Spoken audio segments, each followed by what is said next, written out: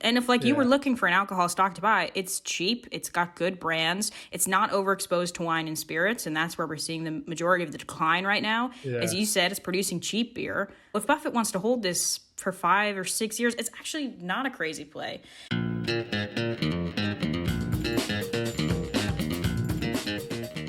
This episode of the pod is proudly sponsored by Cadiz Inc. It trades on the NASDAQ under the ticker CDZI. Cadiz is a transformative water resource company that is making a significant impact with its $5 billion in water assets and $173 million in cash. The company is currently constructing a massive water pipeline, the largest in the southwest, which is designed to ensure reliable water access for the region.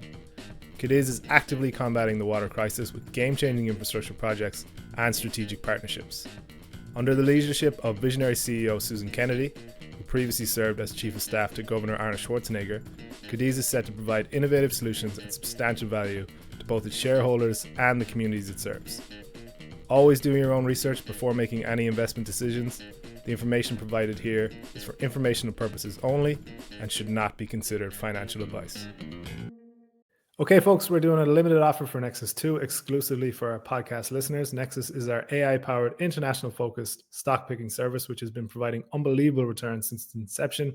From Greece, Japan, Australia, and Italy, stocks are a diverse collection of hidden gems that have been vetted by our analyst team and with the help of our AI screeners delivered to you for long-term games. We're publishing the latest stock to the service today, and it's a doozy with one of the best scores we've ever recorded. It is quietly making waves, posting a whopping 46% multi-year revenue growth rate and return on equity surpassing 100%. With over $150 billion in funds under management and steady dividend payouts, this asset manager is compounding at breakneck speed. Yet barely anyone is talking about it, which is the beauty of Nexus, because we are out there finding these hidden gems for you. It could be the best kept secret outside of America, or just even on the beginning of an even bigger run. So going live on Thursday today, in Nexus 2. This is a stock you really don't want to miss. So to access your voucher and find out more, email frank@mywallstreet.com. That's frank at mywallst.com. And that's great. Let's get into the show. Marie, welcome to Stock Love. How are you getting on? I am good. I feel a bit like those Broadway swings. You know, those people who they just wait backstage in all the Broadway performances just in case somebody the gets sick. understudies. Yeah. That's how I feel. I got called up. I'm swinging in for a role that I have had 12 hours to prepare for. I don't even have a microphone. You've been preparing for this all your life. Don't worry. Yeah. I know, would you go away? You're a seasoned pro. It's not like this is your debut or anything. No. I was going to ask, and I don't think there's a way I can ask this without being incredibly smug, but how are you getting on after Dublin has seen 0 minutes of sunlight over the last 10 days? It's not been well. We'll be honest. It's first couple of days you were like, oh, it'll be fine, it'll improve. Like, it was raining, so you were like, oh, this cloud cover is justified. We're getting rain. And the longer it's gone on, the more it feels like back in the day when our schools were all fluorescent lighting. And obviously that used to drive the teachers nuts. So some of the like more cool and artsy teachers would like get light coverings to try and like cover over so the fluorescents weren't as harsh. That's what I feel like. I feel like I'm living in a room where the fluorescent lighting has been covered by a blue pillowcase of some sort or something like that, where you're just like, I feel like I'm in like a movie that's been color corrected poorly. I feel like I'm in an episode of Ozark. I am living in an episode of Ozark for the last 11 days. It's just you're in. Do you know when they do flashbacks and the person can't remember fully? Yeah. It's kind of a shaky memory. That's where you are. Yeah. I saw Ireland was fourth. How would I say this correctly? It had the fourth least amount of sunshine in the world, behind Iceland, the Faroe Islands, and I can't remember the other place. Yeah, but all just like, and it makes me think of, there's a big global warming study that came out last year, and they had gone around to like every country in the world and taken all this temperature data, and they were able to show on a graph, every country in the world is getting warmer, with the exception of one. Ireland. And Ireland is getting colder, and it's just like, can we have nothing? Wasn't there a very specific reason for that? I can't remember. It's something to do with the trade winds or something. Yeah, it's because the wind, because obviously, like, the jet stream is really important to keeping Europe warm. But because I think of the ice melt, it was like a portion of the jet stream Yes. winds are getting colder. And those winds go straight to Ireland. So it was just like, The only place they go to, yeah. yeah, and we just like, of course, like, not like, obviously, like, we're not big pro, like, global warming people. But if the Earth is going to get warmer, a country who would benefit from getting Yeah. moderately warmer would be Ireland. Because when it's warm here, it's so nice. And we get like 10 Yeah. days a year. I think we should start. We should pivot into vitamin D gummies. Have you Yeah. seen those? The multivitamin gummies that are Yeah. just way easier to eat than the pills. Yeah. Maybe vitamin D for Ireland. Yeah. That'd be my Wall Street's next step. I think. What shape would you like the gummies to be in? Important question. I don't know. Like a jelly tot? Like Okay. Well, because in the US, we very famously have those children's vitamins, the Flintstone vitamins, and they're all shaped like characters from the Flintstones. okay, sorry. I Yeah. was like, what question you asked me? Oh yeah. All right, Yeah. the shape of my head. So Oh, perfect cement block. perfect. Okay. We'll go with that then. Um, okay, so we're kicking off this show. We're talking Warren Buffett, which is Yeah. a great place to start any show. But specifically, we're talking about 13F. So if you don't know what 13F is, essentially every 3 months, any institutional investor that manages over $100 million of other people's money has to file a 13F, which is essentially just an update on their holdings. And then obviously with anything Berkshire Hathaway or Buffett, it garners special attention every quarter because of the track record. He's the most famous investor ever, I think you'd have to say. Uh, but also, these get attention because a lot more than other hedge funds, Buffett and Berkshire's focus is finding businesses and holding them for the long term. Hence why an investment from Buffett would be a lot more significant and impactful than, say, other hedge fund managers like David Tepper or Michael Burry, who do a lot of trading. It's also just, it's fun to watch their 13S because they tell us a different type of story as well. Do you know what I mean? Yeah. It's far from make or break. This isn't very, you don't have to do this at all if you're a retail investor. It's kind of more for the stock market nerds a little bit. And remember, they are a snapshot of portfolios at the end of the quarter. So there is a possibility that these people on December 31st have published their 13Fs and it holds X, Y, and Z. And then on January 1st, they literally go and sell every single one. Yeah. That is a possibility. Obviously, Warren Buffett won't do that. That's not his style, but other hedge fund managers might do something similar. So it probably important, like as a caveat, not to take it too seriously. But that being said, it is a bit of fun. It's also great for idea generation and maybe even a bit of validation as well. If you're looking for hidden gems and someone like Stanley Druckenmiller starts $1 billion position in that company, it's not going to be a bad thing. I remember he had that genetic testing. I think it's called Natira as his number one position for ages. And it's like, okay, well, one of the most successful investors ever is heavy in on this very small kind of unheard of biotech. That's a big indicator. Do you know what I mean? He's not just throwing around money for fun.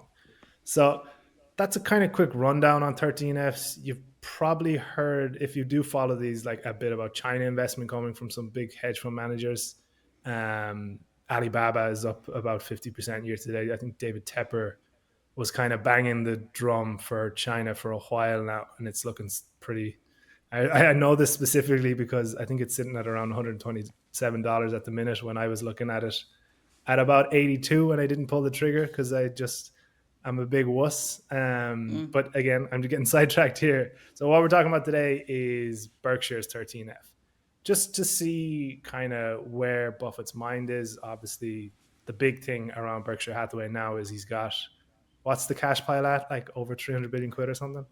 Yeah. I think it's the biggest since the early 90s or something like that. It's quite substantial. Yeah. And again, that just shows that he's, I wouldn't say bearish, but he's happy to sit on the sidelines and wait for what he calls the fat pitches, and he's not seeing a lot here. But let's run through what he bought, what he sold, and kind of what it tells us about. So I think the big ticket item is 5.6 million shares of Constellation Brands, the maker of Modelo beer, The shares were worth over £1 billion, and this, importantly, this is a new position, and it's a big one. So that's where the attention went. He's also built on his position in Domino's. He bought over 1 million shares, adding roughly $500 million to his existing position. I think he now owns nearly 7% of the entire company. He bought another 9 million shares in Occidental Petroleum. We all know he's been buying this stock hand over fist. I think he nearly owns a third of the whole business right now. And he's sitting on quite a loss too, which is interesting as well. The stock is down about 30% since April of last year. But 12 million shares of Sirius XM will be roughly $300-400 million position. It's kind of a strange one. Stock is on quite a volatile downward trajectory over the past few years. Not sure what he sees in it. I don't really know much about this business at all. Like, I think it's quite more of an institution in America. It used Yeah. to be the big radio show, and now it's expanded. Is that right? Yeah, it's basically like private satellite radio. So you pay a subscription for it to get in your car, and it's, it's ad free. It's kind of like a streaming service, but you don't get to pick the music essentially. Yeah. Yeah. So look, each to their own. he sees Yeah. he sees what he sees, and then he made a few small ads to Pool Corp and Verisign, which is actually a stock of the month not too long ago, which has been doing lovely numbers for us. So we're talking about the bit of extra validation. It is good to see that. Yeah, it's just a little pat on the back for yourselves if you are doing the same thing as Buffett's doing.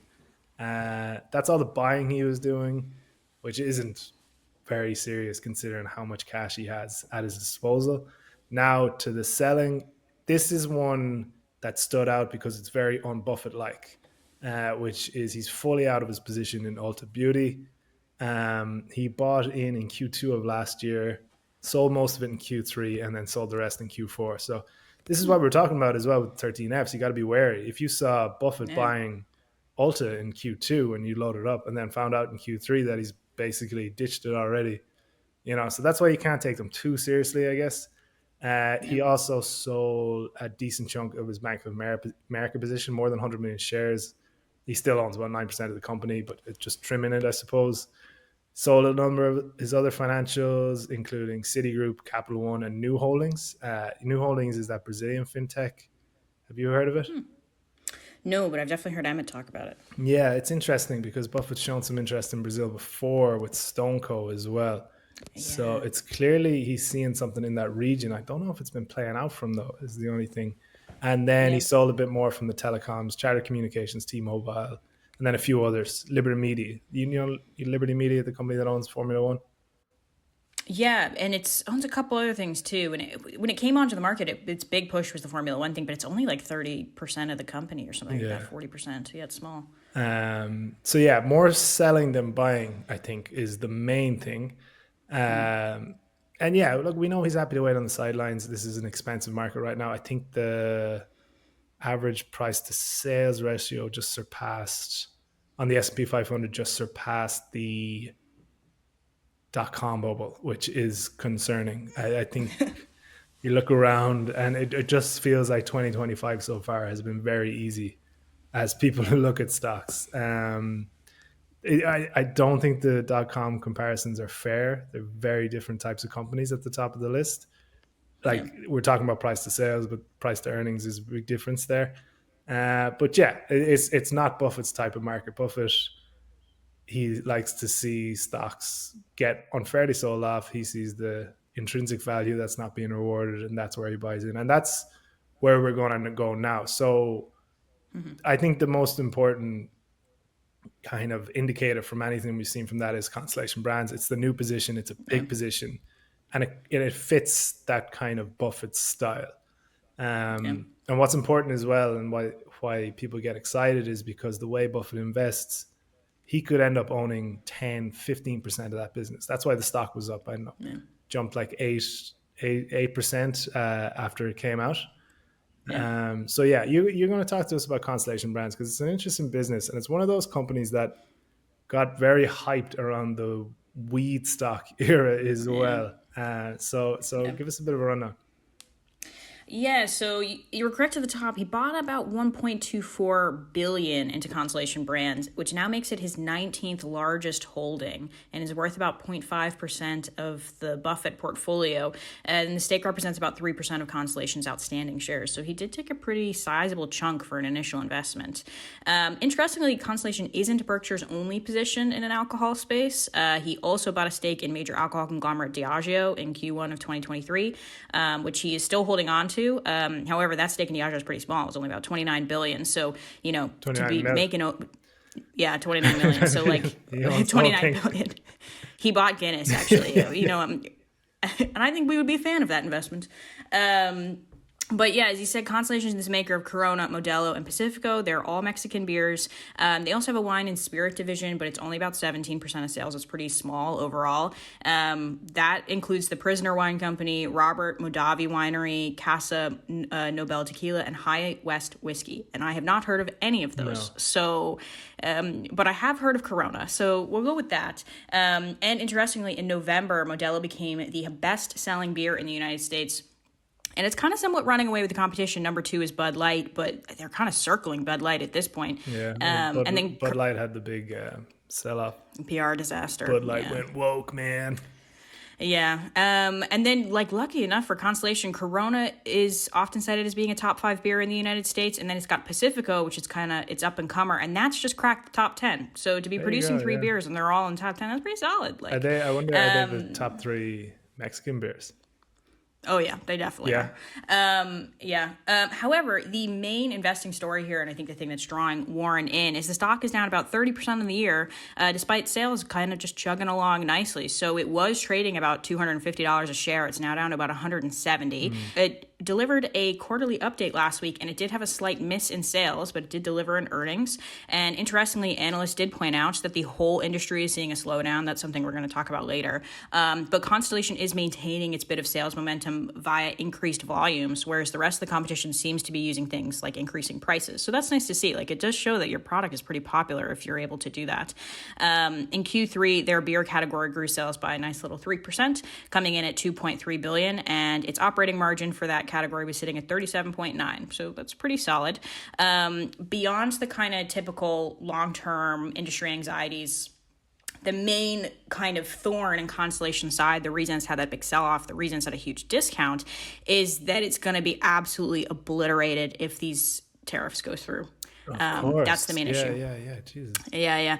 So 85% of the company's revenue is generated from Mexican imports, and it generates almost all of its revenue in the United States. So overnight, if these tariffs are to go through, it's rumored, the number that the Trump administration keeps throwing around is 25%. So effectively, overnight, your product cost is going to jump 25%. And that is a very hard pill to swallow. I mean, I don't think you can pass that 25% on to consumers. You can't go to someone and say, hey, your 6-pack's now a quarter more. Yeah. So that means that Constellation's going to have to absorb that into, or at least partially, into its margin, which is not great because I do think the market likes to perceive this stock kind of more in the value dividend category. I mean, it pays a really healthy dividend, 2.3%. But if your profitability takes a huge knock, it's going to be pretty difficult to deliver that kind of value proposition. It also loves to buy stock back. Yeah. So, that's the big issue Especially here. With beer like that, it's going to be... I can only speak from a New York perspective, but Modelo was always one of the cheaper, if not the cheapest option. Do you know what I mean? So it is so price sensitive in bars. I mean, maybe it's a bit different in supermarkets and stuff, but if you're... if it was $5 for a Modelo and $5 for a Bud Light, and it turns into $7 for a Modelo and $5 for a Bud Light, that's going to turn a lot of people away from it. Yeah. Well, yeah, definitely. And it's definitely going to zap all the momentum that they've been able to take here, because I do think you're right. I think it's a lower price target beer, and I think that that's fueled its popularity. I mean, I do think Corona is a nice beer, but again, is it a beer that you're going to pay 25% more for? I don't think it is. And so that is obviously the bet here that Buffett is making. He's either, it's not like Buffett to wade in on a political issue. So he's either saying, I don't think these tariffs are going to go through, and I think that this sell-off was premature, because as we all know, the market doesn't like uncertainty. Or he's thinking in the much longer term, where he's saying, yeah, okay, a tariff could kick in. Fingers crossed that only lasts, a short period until Trump gets what he wants, or it only lasts the 4 years of his time in office, and then that could come back Yeah. down. But in that time, is that going to damage the momentum in sales that you've been able to develop? So that's the gamble here that Buffett is taking. But something that I kind of mentioned at the top that's also worth discussing is these are all very short-term headwinds, but there's a much longer-term headwind playing out here. That's, it's an issue for Constellation, but it's an issue for the entire industry. And that's the fact that young people are just drinking less. Yes, this is a big thing. We Yeah. talked about Gen Z in particular. Their consumption levels are way down. Way down, yeah. Interestingly, alcohol consumption in the United States has actually risen slightly, but that's been largely attributed to Some copium. yeah. It's largely attributed to baby boomers retiring. So now you can Oh yeah, of course. yeah, Yeah. you can crack one open every day now at 3. You don't have to wait till 5. Yeah.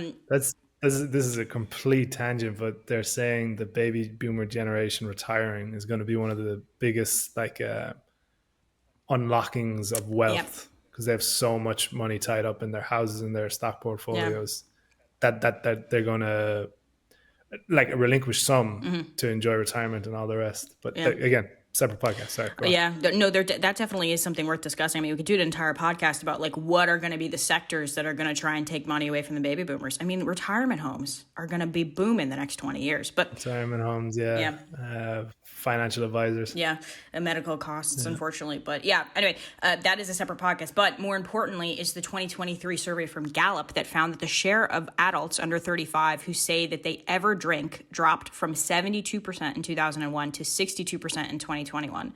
So for people under the age of 35, almost 40% of them are not drinking at all. No alcohol consumption. That's wild. Yeah, which if you're a Diageo, if you're a Brown-Forman, if you're a Constellation, you're looking at that number and you're going, that generation is going to grow up. And once they become the main drivers of the economy, you don't want to get stuck holding the bag there. You don't want to have your main product be something that 40% of consumers are not willing to buy. That being said, I mean, we could definitely talk about the fact that alcohol is definitely one of those industries where probably a large percentage of sales are being generated by a very small percentage of the population. But I still think you're going to see your sales drop just generationally. And, we're long-term investors. So if you're trying to hold something for 2 or 3 decades, that could be a pretty serious concern. Especially for Constellation, where they're going after the cheaper market. Yeah. As in, well, at least I know Diageo is spread across the whole alcohol industry, but it has a lot of premium products, which will tend to, people under 30 aren't going to go out and have Macallan neat when they're it's a treat and it's less price sensitive, I suppose. Yeah. Whereas if you're going to out drink 10 Modelos, that market is just what you said, it's cut by 40% or something. It's nuts. Yeah. And interestingly, we are beginning to see also headwinds in that premium market, as you were just talking about, which for so long had been such a significant tailwind within the industry. So at the end of 2024, the 100 plus price tier in spirits within bars and restaurants declined in sales by 12.5%, while mid-range tiers such as the $50 to $100 range had a more moderate decline of 3.9%. But even at home, which accounts for about 80% of the consumer market, the 100 plus tier fell by 8.5%, while the $50 to $100 tier dropped by 4.3%. And I would say that's some price sensitivity here. I think, 2020 people were stuck at home. They couldn't go to the club. So they were probably saying, yeah, you know what? I'll splash out. I'll get a nice bottle to keep at home. That momentum seems to be going away. But even worse, wine has had a massive drop off in sales as well. So last month, one of the biggest U.S. wine producers, Vintage Wine Estates, filed for bankruptcy, citing in part an unanticipated steep decrease in demand. And worldwide, wine consumption has dropped 2.6% in the last year, hitting its lowest level since 1996. And in California, a number of vineyards are getting ripped out to be replaced by other, more profitable agricultural developments, whereas France last year announced that it needed to set aside cash to destroy excess wine. So it's not looking great. Beer is still ticking along moderately. We're seeing some single-digit growth within that market. Not to mention things like hard seltzers and other, kind of more casual drinks. But overall, it's just not the place you kind of want to be. I mean, we're seeing nice growth in the zero beer section, but I think you need to have some kind of foundation in beer drinking to want to drink a zero. I would I think zeros are a great option to have, Yeah. but I think you're right. I don't think people who don't drink would start drinking Yeah, zero no. alcohol beers. Like it's more so, I'll have one if I'm driving, Yeah. or what's great, and this just shows how much of an old man I've become. It's like at the end of the night, you're like, I'll try to save myself from too bad of a hangover and Yeah. finish the night with a couple of zeros, but I don't want to go home yet.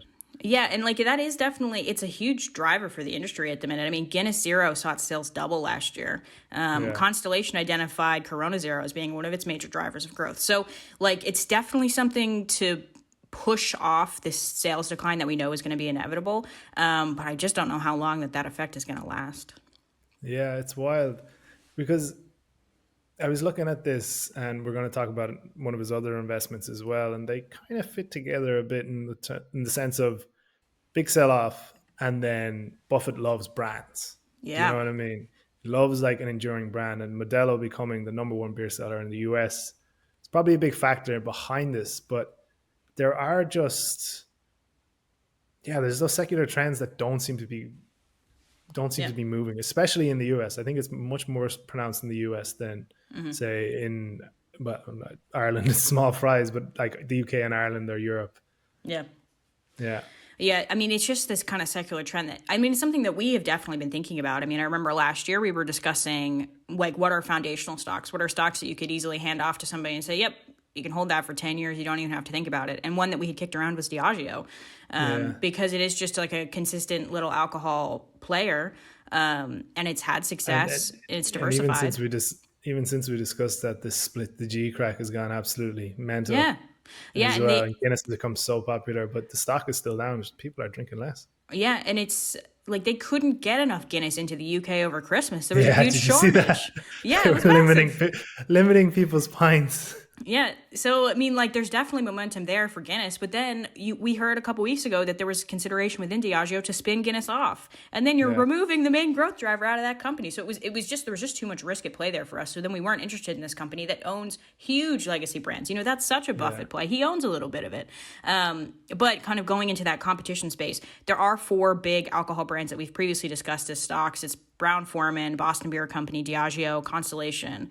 You know, they're all basically the producers of the most popular beer, wine, and spirits within the United States. And just to kind of go back to Buffett looking for a brand at a discount, if we compare them on their forward P/E, because of this big sell-off Constellation has had, it's currently trading at a forward P/E of 12.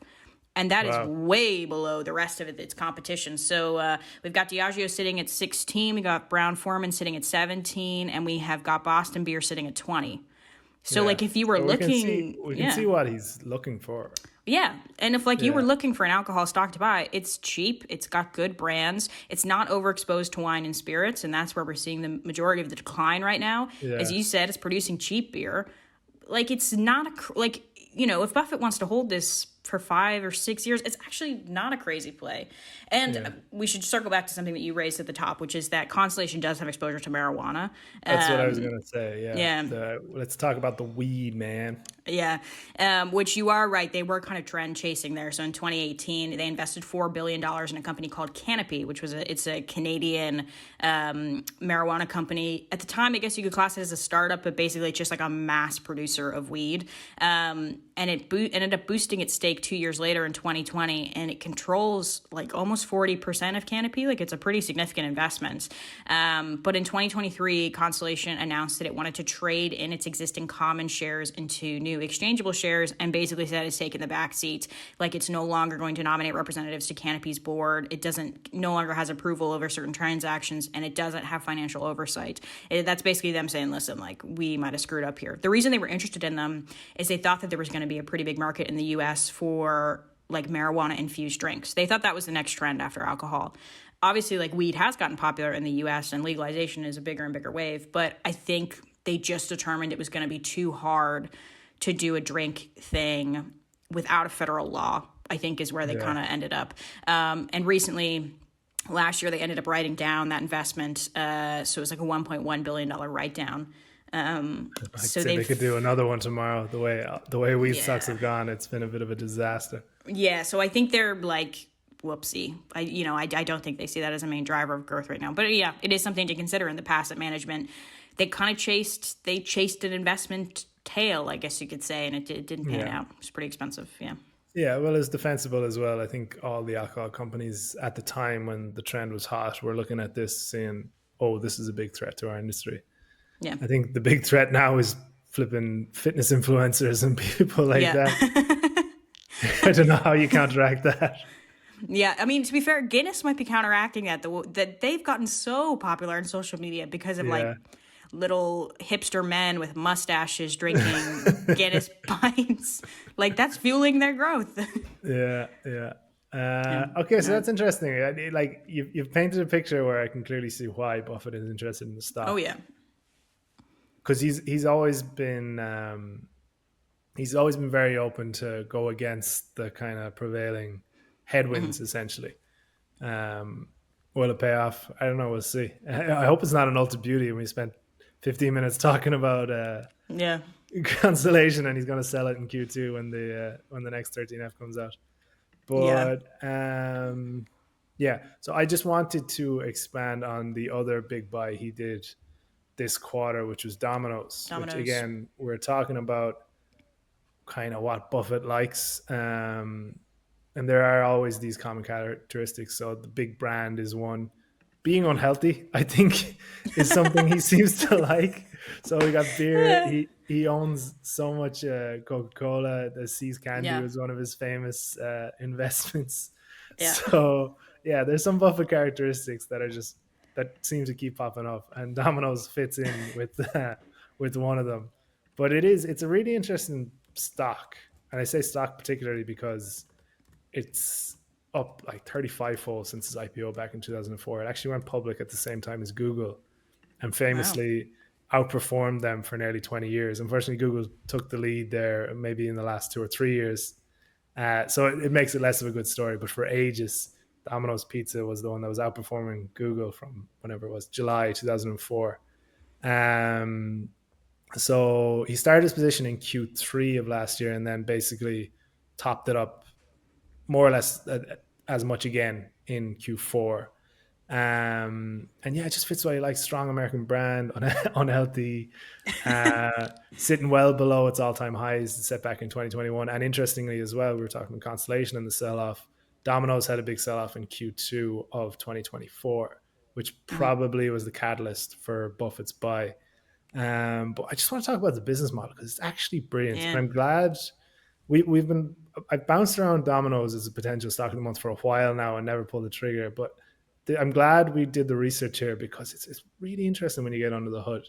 99% of the stores are franchised. So incredibly asset light, high margin franchise fees coming in, and then you make bank selling equipment and ingredients to your franchisees as well. And then it's even easier internationally because they just find, say, one major franchisee who will oversee an entire region. Yeah. So, like, you've got the head of Ireland Domino's. You deal with one person, and he looks after hundreds of shops around the country. Hundreds? Would there be 100 Domino's in Ireland? Maybe that's an Maybe exaggeration. not. That's a lot of pizza That's for a a lot of pizza population of like prices for a five and a small half place. million.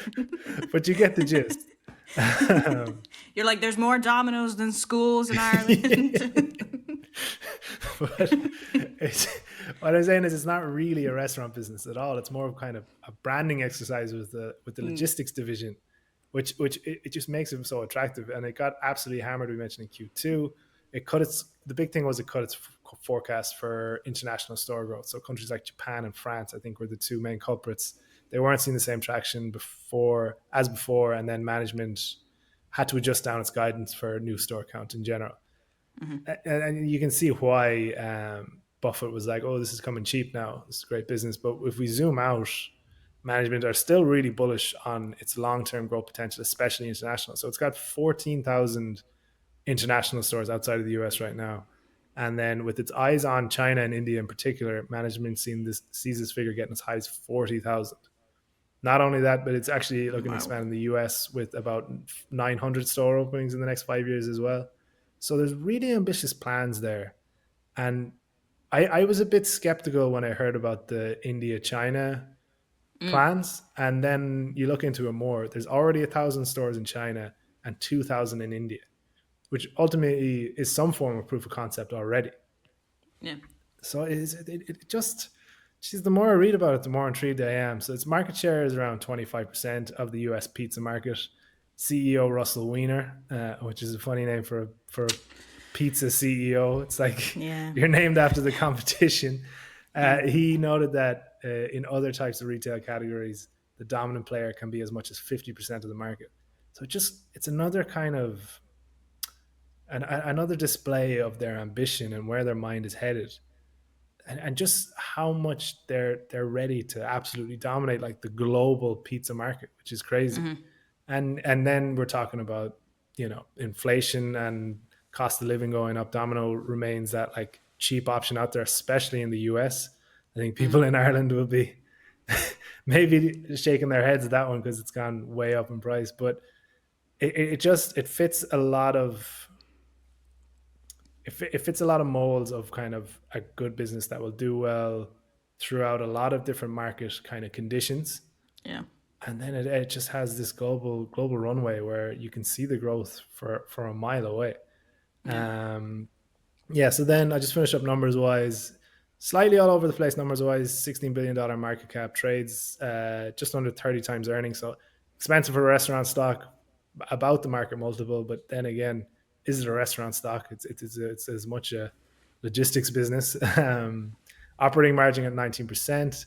Revenue growth has slowed down in the last few years. It's at about 4 or 5%. Profits though are growing about double that, showing some operating leverage. Returns on capital are insanely good. It's at 55% for return on invested capital for the last 12 months, and it's been well over 50% for the last 10 years, which is just further reinforcing the strength of the business model there. And it makes sense as well because there's so many reinvestment opportunities when you keep opening new stores. Do you know what I mean? Yeah. Dividends relatively strong, consistently growing, but it's only sitting at about a 1.3% dividend yield. That being said, for income investors, it's grown from I think $1 10 years ago to about $5.50 now. So there's big dividend growth opportunities. However, lots of debt on the book. There's about 5 billion quid, which is not ideal given it's a $16 billion market cap. 1/3 of your market cap and debt isn't great to look at. But yeah, Domino's, very interesting. I definitely see what Buffett is seeing. What do you think? Well, I think that you might have missed one of the most important reasons that he bought, which was when Domino's wants to make its shareholders feel better, when it's it's in a bit of a rut, it gives them discount cards. Are you aware of this? Okay. So last year they gave them a 30% discount card, and For as all we shareholders. know, when all shareholders got a 30% If I go discount buy card. like one share of Domino stock for or $50, I'll get it back in thing, or how much do I have to own? Yeah. Well, the offer ended at the end of the year, right? No. So, and as we all know, when Warren buys these consumer stocks, when he buys these food brands, a lot of the time that is reflective of his own diet, Yes. right? Famously So I'm having thinking, McDonald's and Coke every breakfast. exactly. So I'm thinking Warren is hitting up a Domino's 2 to 3 times a week. Yeah.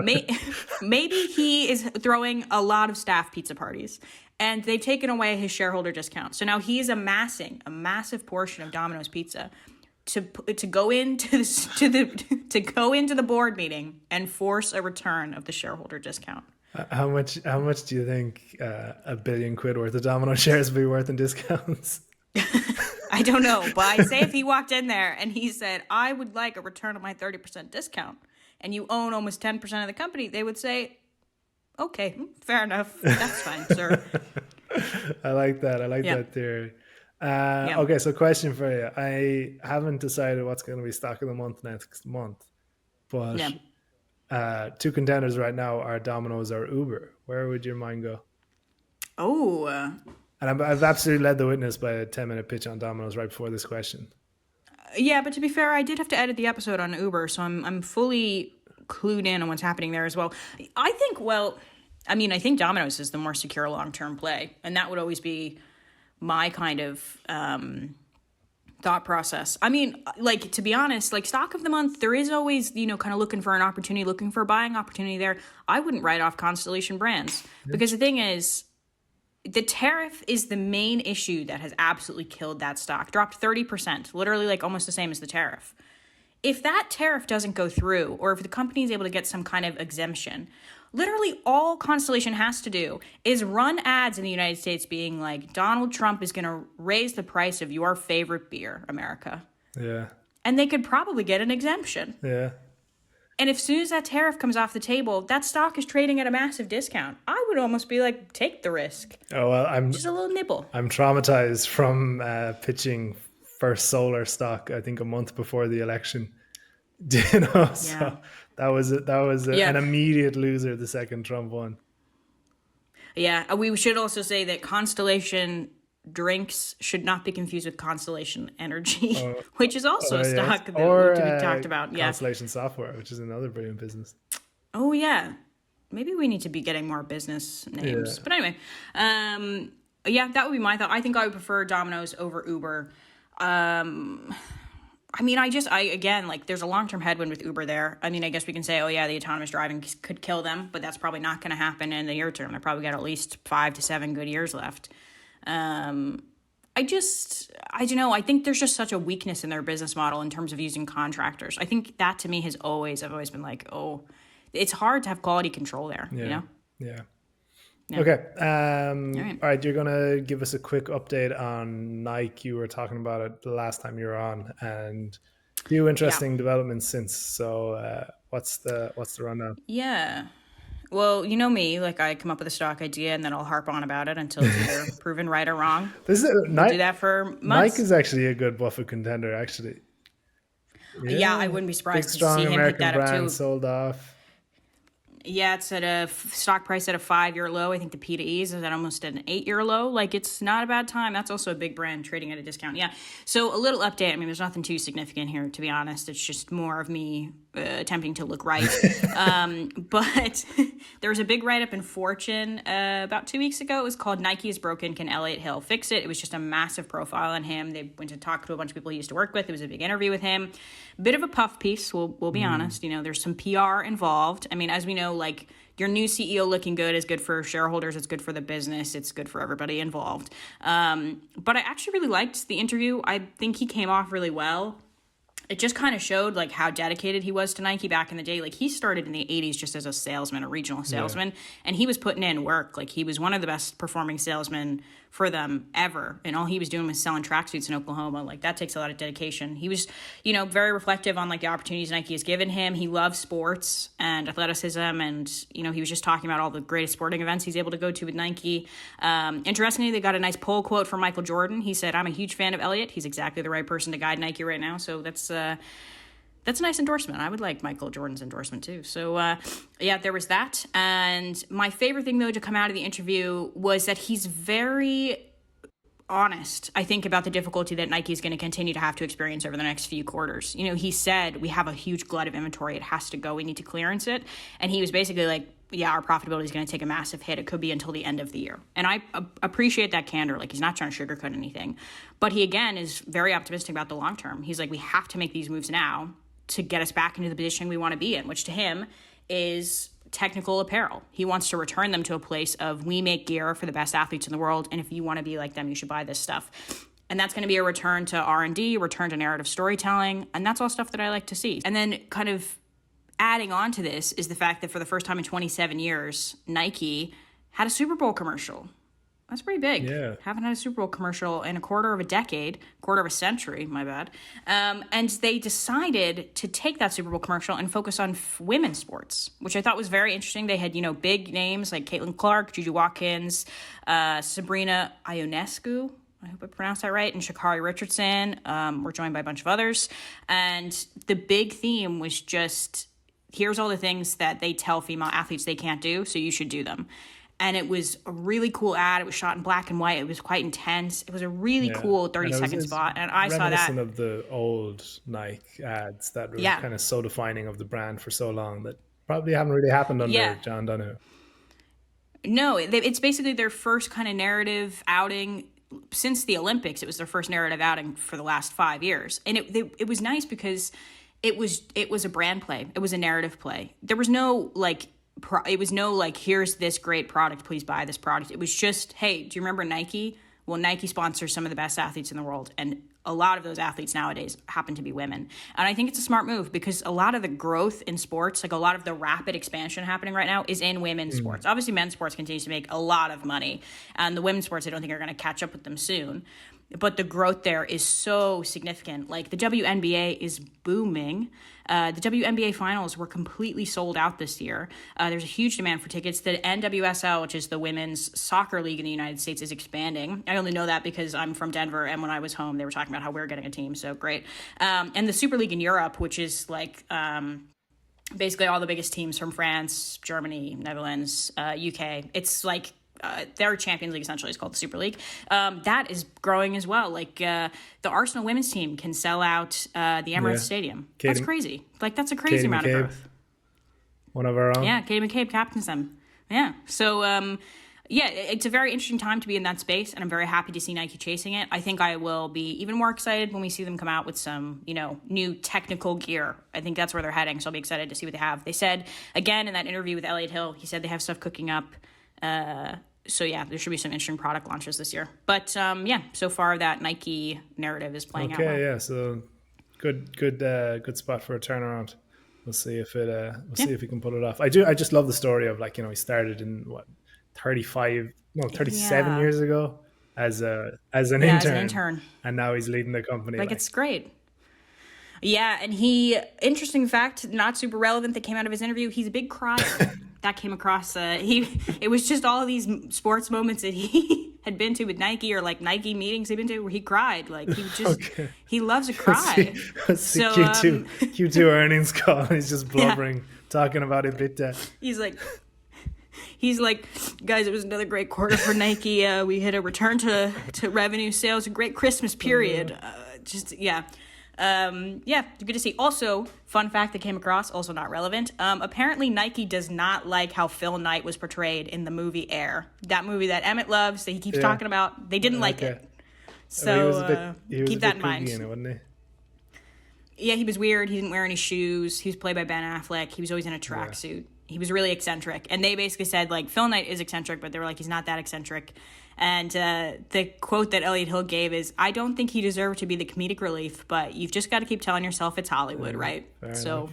There you go. Well, if it's any indication, and I don't think it is, I just bought 2 different pairs of Nike shoes because they're one of the... Were they on sale? Well, no, they're one of the only... you can't buy shoes online unless you know exactly your size. So I was wearing my Nike shoes, and I was like, well, I know these fit me, so I'm going to get the same size. Yeah. Okay, I think that's everything. We've covered some interesting companies there.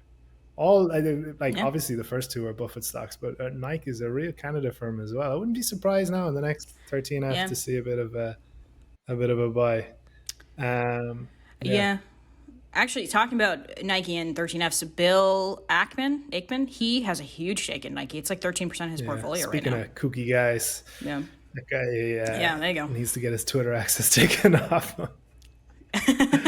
Anne-Marie, that was a great show. Remember, actually, as well, just to remind you, we have that discount going for Nexus 2.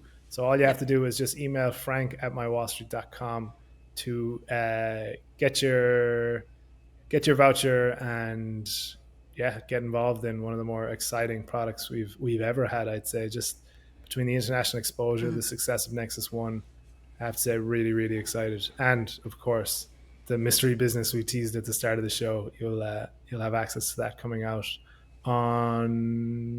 today. Day of recording. Yeah. Okay. Anne-Marie, thanks for joining me, and thanks everyone for listening in. We're going to talk to you next week.